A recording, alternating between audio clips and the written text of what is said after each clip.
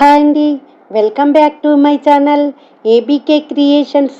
ఈరోజు వీడియోలో దీపావళి సందర్భంగా మన సబ్స్క్రైబర్స్కి గివ్అవే ఇవ్వబోతున్నానండి. థంబ్నెయిల్ చూస్తే మీకు అర్థమయ్యే ఉంటుంది. ఆ గివ్అవే ఏంటి అనేది వీడియో మధ్యలో చెప్తానండి. వీడియో ఎక్కడా స్కిప్ చేయకుండా చూడండి.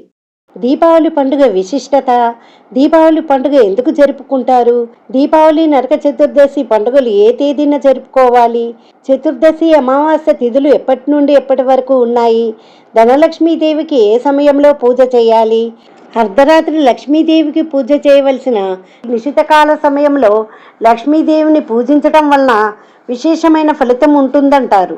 ఈ విషయాల గురించి తెలుసుకుందాము. ఆశ్వయుజ బహుళ అమావాస్య రోజున ఈ దీపావళి పండుగ జరుపుకుంటారు. హిందువుల పండుగలలో దీపావళి ప్రత్యేకమైన పండుగ. ఆనంద ఉత్సాహాలతో జాతి కుల మత వర్గ విభేదాలు లేకుండా సమైక్యంగా జరుపుకునే పండుగే దివ్య దీప్తుల దీపావళి. చెడుపై మంచి సాధించిన విజయానికి సంకేతంగా ఈ దీపావళి పండుగ జరుపుకుంటారు. దీపావళి పండుగ 5 రోజుల పండుగ. ధనత్రయోదశి, నరక చతుర్దశి, దీపావళి, బలిపాడ్యమి, భగినీహస్త భోజనము, ఇలా 5 రోజుల దీపావళి సంబరాలు బాణాసంచా కాల్చి ఎంతో ఘనంగా జరుపుకుంటారు. బలిపాడ్యమితోనే కార్తీక మాసం ప్రారంభమవుతుంది. దీపావళి రోజున చేసే దానాలు అక్షయమైనటువంటి పుణ్యాన్ని కలగచేస్తాయి. హిందువులతో పాటుగా జైనులు, బౌద్ధులు, సిక్కులు, ఇతర మతస్థులు కూడా ఎంతో సంతోషంగా ఈ పండుగను జరుపుకుంటారు. ఉత్తర భారతదేశంలో ఈ 5 రోజుల పండుగను ఎంతో సంబరంగా జరుపుకుంటారు. దక్షిణ భారతదేశంలో అయితే నరక చతుర్దశి, దీపావళి, భగినీహస్త భోజనము పండుగలను జరుపుకుంటారు. ఈ దీపావళి పండుగ ఇంట్లోని ప్రతికూల శక్తులను తొలగించి నూతన వెలుగులు తీసుకొచ్చే గొప్ప పండుగ. పితృపక్షాల్లో ఊర్ధ్వలోకాల నుండి భూలోకానికి వచ్చిన పితృదేవతలు తిరిగి ఈ దీపావళి అమావాస్య రోజునే ఊర్ధ్వలోకాలకు ప్రయాణం అవుతారు. దీపావళి రోజు అపరాహ్న వేళ అమావాస్య గడియలున్నప్పుడే ఈ పితృకార్యాలు చేస్తారు. ఆ రోజు పితృదేవతలు మన ఇంటికి వచ్చి మనల్ని అనుగ్రహించి తిరిగి వారి స్వస్థానానికి వెళ్తున్నారు కనుక పిల్లలతో దివిటీలు వెలిగించి ఆకాశం వైపు చూపిస్తారు. దీపావళి పండుగలో ప్రధానమైనటువంటిది పితృదేవత ఆరాధనగా చెప్పబడుతుంది. ఈ 2025 సంవత్సరం అక్టోబర్ 19వ తేదీన ఆదివారము బహుళ చతుర్దశి తిథి ప్రారంభము మధ్యాహ్నము 1:39 నుంచి ప్రారంభమై 2025 అక్టోబర్ 20వ తేదీ సోమవారము మధ్యాహ్నం 2:38 వరకు ఈ చతుర్దశి తిథి అయితే ఉంటుందండి. నరక చతుర్దశి పండుగను నిర్వహించుకోవలసిన తేదీ అక్టోబర్ 20వ తేదీ సోమవారం రోజున. ఈరోజు నక్షత్రము హస్త, రాత్రి 8:16 వరకు ఉంది. నరక చతుర్దశి రోజు ప్రతి ఒక్కరూ ఆచరించవలసిన తైల అభ్యంగన స్నాన సమయము తెల్లవారుజామున 5:09 నుంచి ఉదయం 6:45 లోపు ఈ తైల అభ్యంగన స్నానం ఆచరించాలి. తైల అభ్యంగన స్నానం పూర్తి చేసిన తర్వాత నరకాసురునికి చతుర్వర్తి దీపదానము, యమతర్పణము వదలాలి.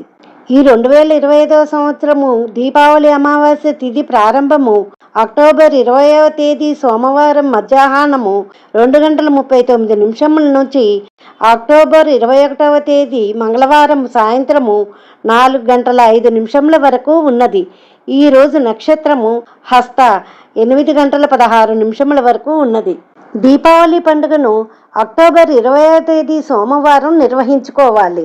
ఈ రోజు నక్షత్రము హస్త, రాత్రి 8:16 వరకు ఉంటుంది.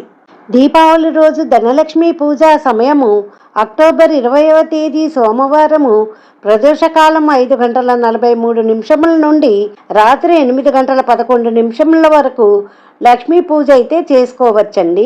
కానీ వృషభ లగ్న కాలంలో పూజ చేసుకుంటే చాలా మంచిదని పండితులు చెప్తున్నారు. వృషభ లగ్న సమయము రాత్రి 7:11 నుండి రాత్రి 9:11 వరకు. ఈ సమయంలో లక్ష్మీ పూజ చేసుకుంటే చాలా విశేష ఫలితం ఉంటుందని పండితులు చెబుతున్నారు. లక్ష్మీ సహస్రనామము, కుబేర అష్టోత్తరము, శివ సహస్రనామము చదువుకొని అమ్మవారిని పూజించుకోవాలి. అమ్మవారికి బెల్లం పాయసము, మినపగారెలు, నువ్వుల పులగము వంటివి నైవేద్యంగా సమర్పించాలి. అమ్మవారిని ధూపదీప నైవేద్యాలతో పూజించుకొని కర్పూర నీరాజనం ఇవ్వాలి. కొంతమందికి దీపావళి నోములు, కేదారశి వ్రతాలు ఉంటాయండి. వారు దీపావళి పండుగ రోజు సాయంత్రము ఈ కేదారశి వ్రతాలు చేసుకోవచ్చు.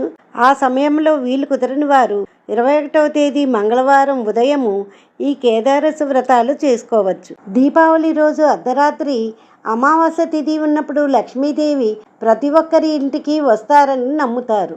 అందువల్ల దీపావళి రోజు అర్ధరాత్రి నిశితకాల సమయంలో లక్ష్మీదేవిని పూజించటం వలన విశేషమైన ఫలితం ఉంటుందంటారు. నిశితకాల సమయము రాత్రి 11:30 నుండి రాత్రి 12:19 వరకు. ఈ సమయంలో లక్ష్మీదేవిని పూజించవచ్చు. వీడియో మధ్యలో గివ్అవే గురించి చెప్తా అన్నా కదండి. గివ్అవే ఏమిటంటే, మనది డివోషనల్ ఛానల్ కాబట్టి మన సబ్స్క్రైబర్స్లో ఒకరికి తిరుపతి దర్శనం టికెట్స్ 2 మేము ఇప్పిస్తాము. అర్థమైంది కదండి. 2 దర్శనం టికెట్లు ఇస్తాం కాబట్టి మీతో పాటు మీ ఫ్యామిలీ మెంబర్ని ఒకరిని తీసుకెళ్ళవచ్చు. దీనికోసం మీరు చేయవలసిందల్లా మన ఛానల్ని సబ్స్క్రైబ్ చేసి ఈ వీడియో పూర్తిగా చూసి లైక్ చేసి లైక్ నెంబర్తో పాటు మీ ఇంటి పేరుతో సహా కామెంట్ చేయండి. లక్కీ డ్రాలో తీసి ఎవరి పేరు అయితే వస్తుందో వాళ్ళకి తిరుపతి దర్శనం టికెట్స్ 2 బుక్ చేస్తాము. కలియుగ వెంకటేశ్వర స్వామి దర్శన భాగ్యం ఎవరికి కలుగుతుందో ఆ గివ్అవే విన్నర్ని 24th రోజు మార్నింగ్ షార్ట్లో డ్రా తీసి అనౌన్స్ చేస్తామండి. అసలు దీపావళి పండుగ ఎందుకు జరుపుకుంటారో ఇప్పుడు తెలుసుకుందాము. పూర్వము హిరణ్యాక్షుడనే రాక్షసుడు భూదేవిని అపహరించి సముద్ర గర్భంలో దాచాడు. భూదేవి తనను ఆ రాక్షసుడి బారి నుంచి రక్షించమని విష్ణుమూర్తిని వేడుకుంటుంది. విష్ణుమూర్తి వరాహ అవతారం ఎత్తి ఆ రాక్షసుని సంహరిస్తాడు. తర్వాత విష్ణుమూర్తి లక్ష్మీ స్వరూపమైన భూదేవిని వివాహం ఆడతాడు. వారికి పుట్టిన కుమారుడే ఈ నరకాసురుడు. విష్ణుమూర్తి భూదేవి కలయిక నిషిద్ధకాల సంధ్యా సమయాన జరుగుతుంది. దానివలన వారికి పుట్టిన బిడ్డకు రాక్షస లక్షణాలు రావడం జరుగుతుంది. తన కడుపున రాక్షసుడు పుట్టడం వలన భూదేవి ఎంతగానో బాధపడుతుంది. ఒక తల్లిగా రాక్షసుడైన కొడుకుకి రక్షణ కల్పించమని విష్ణుమూర్తిని కోరుతుంది. ఎందుకంటే రాక్షసుల మరణం అనేది ఎప్పటికైనా దేవుళ్ళ చేతిలోనే ఉంటుంది కనుక తన కొడుకు చావకూడదనే ఉద్దేశంతో దేవుడైన విష్ణుమూర్తినే తనకు రక్షణ ఇవ్వమని కోరింది.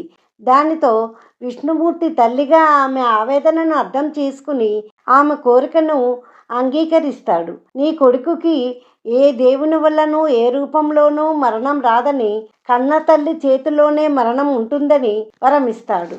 భూదేవి నరకాసురుణ్ణి తన తండ్రి అయిన జనక మహారాజు వద్ద ఉంచి పెంచుతుంది. జనక మహారాజు అతన్ని ఎంతో మంచి బుద్ధులతో పెంచుతాడు. నరకాసురుడు పెద్దయ్యాక ఎంతో శక్తివంతుడిగా మారతాడు. తన రాజ్యాన్ని ప్రజలను చాలా చక్కగా పరిపాలిస్తుంటాడు. అలాగే కామాఖ్య దేవాలయంలోని దేవీమాతను తన తల్లిలాగా భావించి పూజలు చేస్తాడు. ఇలా ఎన్నో యుగాల పాటు ప్రజలందరినీ బాగా చూసుకుంటూ రాజ్యపాలన చేస్తాడు. ద్వాపరయుగం వచ్చాక నరకాసురుడికి తన పక్క రాజ్యమైన బాణాసురుడితో స్నేహం ఏర్పడింది. బాణాసురుడు మంచివాడు కాదు, చెడ్డ బుద్ధులు కలవాడు, స్త్రీలంటే చులకనగా చూసేవాడు. బాణాసురుడు నరకాసురుణ్ణి తన స్నేహంతో చెడగొడతాడు. చెడు స్నేహం వలన నరకాసురుడు రాక్షసుల్లాగా ప్రవర్తించడం మొదలు పెడతాడు. ఇతర రాజ్యాలపై దండయాత్ర చేసి రాజకుమార్తెలను ఎత్తుకొచ్చేవాడు. నరకాసురుడు అహంకారంతో తనను ఎవ్వరూ ఏమీ చేయలేరని స్వర్గంపై దండయాత్ర చేసి అక్కడున్న మాతలందరినీ అవమానిస్తాడు. ఇలా ఎన్నో అరాచకాలు చేస్తారు. దానివలన దేవతలందరూ ఆగ్రహించి విష్ణుమూర్తి దగ్గరికి వెళ్ళి శరణు కోరారు. అయితే ద్వాపర యుగంలో విష్ణువు శ్రీకృష్ణుడి అవతారంలో అవతరిస్తాడు కనుక దేవతల రక్షణార్థము నరకాసురుణ్ణి సంహరించాలని నిర్ణయించుకుంటాడు. అయితే శ్రీకృష్ణునికి తెలుసు నరకాసురునికి వరం ఉందని, తన తల్లి చేతిలో తప్ప ఎవరి చేతిలోనూ చావడని. భూదేవి ద్వాపర యుగంలో సత్యభామ రూపంలో అవతరించి పుడుతుంది. సత్యభామ శ్రీకృష్ణుని వివాహం ఆడుతుంది. సత్యభామకు గత జన్మ గురించి ఏమీ తెలియదు. పూర్వ జన్మలో నరకాసురుడు తన కొడుకని గాని ఏమీ తెలియదు. శ్రీకృష్ణుడు యుద్ధానికి వెళుతూ సత్యభామను కూడా తీసుకొని వెళ్తాడు. శ్రీకృష్ణునికి నరకాసురునికి పెద్ద యుద్ధం జరుగుతుంది. ఎంత ప్రయత్నించినా నరకాసురుడికి మరణం రాదని గ్రహించిన శ్రీకృష్ణుడు ఒక ఉపాయం ఆలోచించి యుద్ధం మధ్యలో మూర్ఛ వచ్చి పడిపోయినట్టు నటిస్తాడు. దానితో కళ్ళ ముందే తన భర్త మూర్ఛపోవడం చూసిన సత్యభామ తన విల్లును తీసి నరకాసురుడిపై బాణం వేస్తుంది. ఆ బాణం తగిలిన నరకాసురుడు తన తల్లి చేతిలోనే అనగా సత్యభామ చేతిలోనే మరణిస్తాడు. ఇలా నరకాసురుని సత్యభామ చంపిన చతుర్దశి తిథినే నరక చతుర్దశిగా పిలుస్తున్నారు. రాక్షసుడు మరణించడం వలన ప్రజలందరూ సంతోషంగా దీపాలు వెలిగించి బాణాసంచా కాల్చి పండుగ జరుపుకుంటారు. అప్పటి నుంచి దీపావళి పండుగ జరుపుకుంటారని ప్రచారంలో ఉంది. అయితే ఈ సంఘటన ఒకటే కాదు, దీపావళి పండుగ జరుపుకోవటానికి ఎన్నో రకాల కారణాలు, ఎన్నో కథలు ప్రాచుర్యంలో ఉన్నాయి. అయితే దీపావళి రోజు ఒక అత్యంత ప్రధానమైన విషయం ఏమిటంటే, ఎవరైతే దీపావళి రోజు సంతోషంగా ఉంటారో వారికి ఆ సంవత్సరం అంతా సంతోషంగా గడుస్తుందట. ఎవరైతే దీపావళి రోజు దైన్యంగా ఉంటారో వారికి ఆ సంవత్సరం అంతా దీనంగా ఉంటుందట. ఏ భావంతో దీపావళి రోజు ప్రవర్తిస్తారో వారికి మళ్ళీ దీపావళి వచ్చే వరకు ఆ సంవత్సరం అంతా అలానే ఉంటుందట అని ధర్మ ప్రవృత్తి అనే గ్రంథంలో చెప్పబడింది. కనుక ఆడంబరాలకు పోకుండా సంతోషంగా సంతృప్తిగా ఈ దీపావళి పండుగ జరుపుకుందాము. ఈ వీడియో కనుక నచ్చినట్లయితే లైక్ చేసి షేర్ చేయండి. మరిన్ని లేటెస్ట్ వీడియోస్ కోసం మా ఛానల్ సబ్స్క్రైబ్ చేసుకోండి.